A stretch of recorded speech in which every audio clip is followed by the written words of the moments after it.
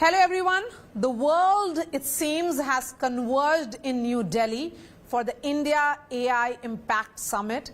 The brightest, the greatest of our times are all here, and someone who's extremely bullish on the India AI story is the Qualcomm President and CEO, Cristiano Amon. He's right here with us. Cristiano, how has your India visit been so far?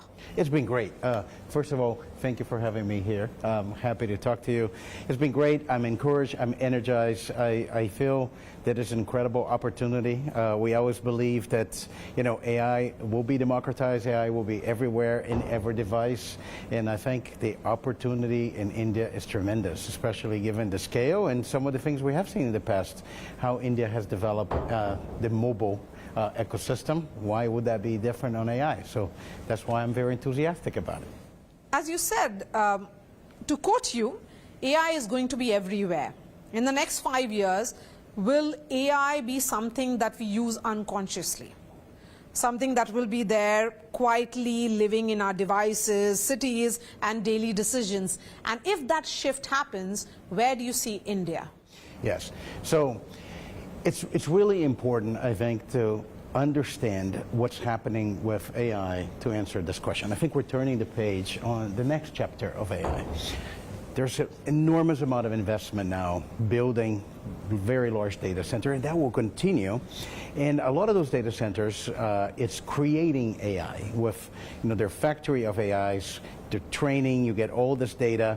Once AI is created, those models are going to run everywhere. And it's going to be how we're going to be thinking about computers in the future. It's going to be what our computers are going to run. And the computers that we have today, like your smartphone, your PC, the computer that is now your car, and the new type of computers, which are new kind of devices that will connect us to agents. And as AI now, it's a software that understands what we say, what we hear, what we write, what we see. We're going to be interacting with those agents in a very natural way. And I think exactly as you pointed out, it's going to be everywhere. It's going to be all around us. It's going to be part of our daily lives. And whatever we experience with our smartphones, which are our most inseparable device, this is going to be much bigger with AI. Okay, so does that finally lead to democratization of AI? Democratization of AI, and also AI as a tool will democratize knowledge, will democratize access to information, will democratize training. It's going to be ongoing education for all of us, and much more. So if we are looking at any breakthrough or defining AI device, what will you be predicting? And will that be coming from New Delhi, some part of India, back of beyond of India, or from Silicon Valley? Yes. Look, it's a great topic of conversation. So I'm going to answer the first part of your question. I have been very bullish that while our phones are not going to go anywhere, and our phones are going to get upgraded to AI phones, and we're going to see agents, and many of the apps are going to get replaced with agents. There will be new devices, and the one that I'm being very bullish on is smart glasses. Because the smart glasses is very close to our senses, to our eyes, to our mouth, to our ears. So it can, with microphones, can capture what we say, what we hear, what we see. And we're very exciting. Right now, we have a number of projects here in India with companies building smart glasses enabled by AI, including multiple agents, including the India software agent. And the second part of your question is, where is this going to come from? It's going to come from Silicon Valley. It's going to come from India.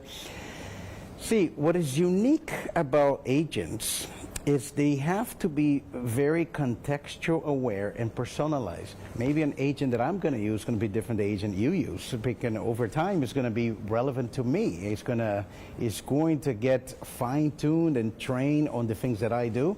So I think the regional play that exists for AI across many companies, the regional play that exists for culture is very relevant. So I expect the answer will be those devices are going to come from everywhere, and India will have a very important role to play. So those devices will be perhaps regional specific or region specific? Well, I think you should be thinking about the device in itself what are the companies, then the device manufacturer, and then the models, and then the applications. And it's going to be a mix. I think, like, for example, in your phone today, you have global apps, and you have India apps and content, and I think it's going to be like that. And but I do believe that the combination of the AI direction plus the electronics manufacturing ecosystem that is now gaining a scale in India, you're going to see not only from a model, from a services, but also from an actual hardware itself. I think you're going to see that happening in India.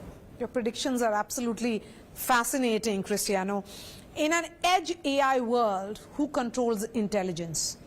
So when you think about the edge, and the reason we're very interested about that, because we make the chips where the people are, where the things are, where the machines are, where the car are. And even though we're going to the data center, but we make chips for all of those different things. And you know, there's all of this conversation about control, but really what is happening is you're going to create models. Those models are going to be working with the data that is going to happen on those devices. There's going to be some that are going to be language, some is going to be physical AI, like you train a machine on sensor data, like a robot which is trained on our physical world, and it's actually going to be, you know, controlled by the applications that you're going to use those models for. I look at this as going to be, I think, no different than what we have seen with the capability of smartphones, with PCs. You're going to have a very, very powerful software, you're going to have data, and you're going to apply this to many different applications. One that I'm very bullish about is industrial. We often talk about consumers, we talk about language models. You know, when we go in, we ask a question and get a response. But the industrial application, manufacturing, the warehousing, the energy sector, all of those, you can have now AI operating with the industrial data, and the industrial enterprises are going to make decisions again on how to, you know, apply those systems. You know, since in India, Qualcomm is pushing into AI inference for data centers from 2027. What's driving this shift? Look, it's very interesting for you to look at the evolution of AI. Right now, you see significant amounts of energy, and I mean energy literally, not only power energy, energy of companies to try to see this right here, to try to create in front of me. to try to create, I think, some of the world's most capable AI. But once that is created, that's going to go into production. And production means inference. You created AI, you're going to put it to work. And that's going to happen everywhere. And this is where AI, inference is where AI actually gets scale. You're designing AI for inference. That's really the outcome. And once that happens, another thing will come into the picture. Companies will have to compete. You know, you're starting to see, you know, already the beginning of competition in AI. Like you start to see the competition between companies. And when you start to compete, then it's going to be how efficient can you generate tokens? Like, what is the total cost of ownership of your, you know, system that you're building, whether it's a data center or the edge, because you're going to sell that AI and somebody's going to pay for it, and you're going to have competitors. That's where Qualcomm come into play. Our DNA come from the phone market. We have designed chips for a battery-powered device. We never had the luxury to assume that our chips were plugged to the wall. We have to be very, very smart about power consumption, because the battery that we had has to last all day, and you have to do all the computing. That DNA create very power efficient systems for inference, especially for the next cycle of the data center and AI, and I'm very encouraged about that. We'll get to green AI in just a bit, since you've talked about energy. You know, you have compared compute to perhaps what is being seen as a foundational resource for AI. Is compute then becoming the new oil? I always believe when you think about AI systems, data is very important. And I think, yes, compute is important, energy is important. You're always going to need more compute. By the way, in the history of our company doing semiconductors, I never heard anybody said, I got enough compute, I don't need any more. I think compute is always going to continue to increase. But data is very important. And I want to highlight data probably a little bit different than some of the conversations that you see today. Today, a lot of the data that have been training models, the data that's publicly available on the internet. I think the data of everything's going to be created, by humans today about writing things. Now, let's just go back to that example I gave it to you. Let's say that in the very near future, you're wearing a smart glass. And as you go do your life, you have this smart glass that is seeing what you see. It's listening to your conversations, and assuming that data can stay with you, or you're gonna authorize what you want to authorize. But when you have all that data is massive. Is an order from everyone. Is an order of magnitude more important, I think, and bigger than the data that is available today. So I believe access to that data is very important, how you think about the evolution and the capability of those AI models. And I think that probably the most important thing is still data.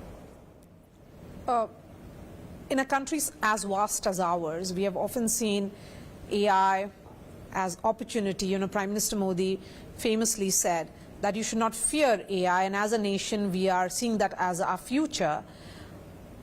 Let's address the elephant in the room, and this is about jobs. Will AI create jobs, and will those jobs be at places where disruptions would happen? Every time you have a big technology shift, you have changes, right? And I like to do parallels with the mobile revolution and the smartphone revolution, because that's very near and dear to Qualcomm. So if I look what happened is, you clearly saw when you have access to internet how it changed society and how it was very empowering technology.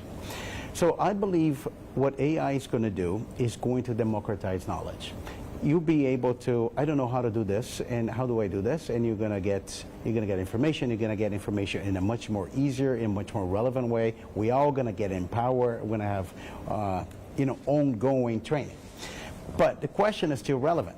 How would that eliminate all the jobs? And look, while every time technology shifts happen, you create new jobs, some other jobs change. It's really hard to predict, but I'm going to give you my own personal experience. I don't know if that's relevant, but that's how I think about it.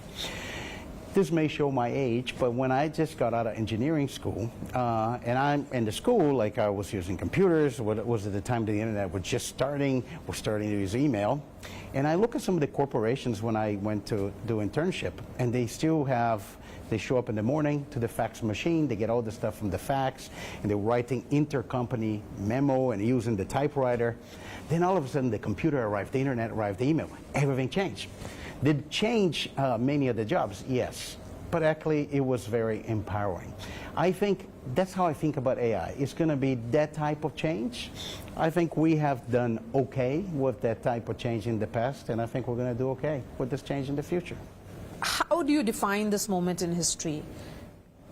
Look, I believe that it's going to be very, very disruptive, but it's going to be a whole new era, I think, for technology. And it's not just unique, to some of the things you see today. It's going to be some of the things you're going to see tomorrow. As an example, we're working on the next generation of wireless communications, 6G. And one of the most exciting things about 6G, it will basically change the telecom sector because of AI in something new. If I go back, and I think you'll remember, the telecom sector was about giving you a line with a dial tone and you make a phone call. Today, it's about massive amount of broadband. Voice is just one application between many. The 6G network with AI is going to be beyond connectivity. It's going to be a sensing network. It's going to sense everything around us is going to use RF like radar. You're going to know the location of every car, the location of every person. You're going to detect drones. You're going to manage traffic control. You're going to manage traffic. The telecom sector is going to be a whole different sector. This is how defining this AI moment is. It's going to fundamentally change, many industries. It's going to be the new industrial revolution. It's going to change productivity. It's going to change telecom. It's going to change many other industries. But that's very exciting. Since you spoke about 6G, how do you see that moving us from connected devices to truly intelligent environments? Yes. Particularly in India's smart cities. Yes. So there will be a lot of activity now as 6G development is getting momentum. But I will give you a consumer example, a smart city example, I think, to your question. We just talk about agents. We're just talking about new devices like glasses. One of the capabilities of 6G networks, the agentic modems, is the ability to have connectivity not only for your phone, but those new classes of devices, and use the context of the sensing network to provide information for agents, for them to be actually more relevant, and more accurate to what you need them to do. At the same time, at the scale of a city, with the sensing, you'll be able to have now a tool that you can actually manage traffic. You can manage aerial traffic, like, for example, for drones, and it become a very, very important asset for you to actually start creating smart infrastructure. And that's like the new role that we think about 6G networks. What must India necessarily do, Mr. Cristiano Amon, in the next 5 years to perhaps genuinely stay in the global AI and chip supply chain? Yes. If I have to give one advice, I think the strategy is very clear, the vision is very clear. One advice is those things, they are not short-term projects. They're long-term projects. So the execution, you need to be prepared to be on a multi-year journey. Sometimes it's like decades long. But I like what I see. I think I'm very energized. I think the ecosystem of electronics manufacturing is forming here. We're the beginning of also supply chain for semiconductor. As one of the largest fabless companies, we want a very healthy and diversified semiconductor supply chain. And you see, I think now the development of many initiatives to drive those new devices AI. I think the importance is you have to stay with it. Those are decade-long projects, but at the end of the day, it's an opportunity, I think, for India to be a global player, not only local, but a global player in the technology landscape. Because you have repeatedly called India a critical technology market. So in terms of Qualcomm's greater plans, do you see India as a center of future innovation, or is it about semiconductor hub? Look, I don't know if we're the right question for you to ask this, because our history with India is probably as long as the Qualcomm history, themselves. Actually, I am incredibly grateful for our employees in Hyderabad, in Bangalore, in Chennai, in Noida. India has been our second largest R&D hub in the company, and I think we saw, the talent, capability, and the opportunity for innovation in India before it was popular, and we have been on this journey. For example, some of our global chips have a lot of contribution from our India teams. We just announced with the IT minister the 2-nanometer chip, that's been designed by Qualcomm in India. So I think besides being a great market, it is a hub of innovation. I think our fund on AI startups is actually believing that there's going to be a lot of innovation coming out of this market. And if you continue down this path of building the infrastructure, the scale of electronics, is going to have a significant place, I think, in the global technology landscape. And that brings me to my last question. When you look back towards this decade, what is one thing that you will say that you got right? So it's interesting. I will say that for a company like Qualcomm, even though we're now diversified, working across many industries, we have been into every single generation of wireless, from 2G to 3G to 4G and 5G. And one thing that even before we started, I think we knew we were right. Every new transition creates massive change. The players change, the role of the continents change, and I think this time is not going to be any different. Cristiano Amon, pleasure speaking to you. Likewise. And hope to see you more in India. Thank you for your time. Thank you so much.